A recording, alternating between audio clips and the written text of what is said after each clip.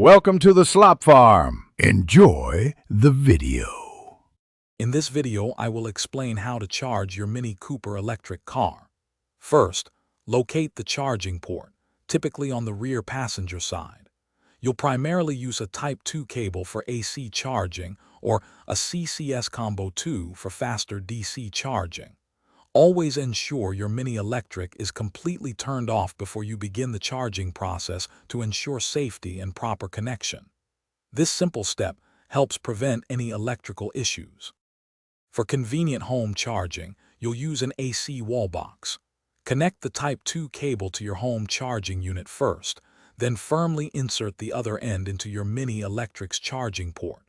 Listen for a click to confirm it's securely locked.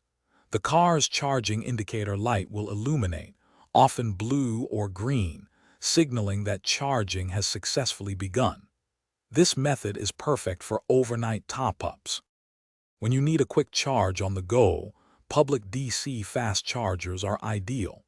These stations typically use a CCS Combo 2 cable. Connect the cable to your Mini Electric, then follow the instructions on the charging station screen to initiate the session. You might need to use an app or an RFID card. Keep an eye on your car's dashboard display to track the charging progress and estimated time remaining. Once your Mini Electric is charged or you need to leave, safely disconnect the cable. First, stop the charging session using the charging station's interface or your car's controls. Then, unlock the cable from your vehicle's port, often by pressing a button on the cable or using your car key. Carefully remove the cable and store it neatly to keep it in good condition for your next charge.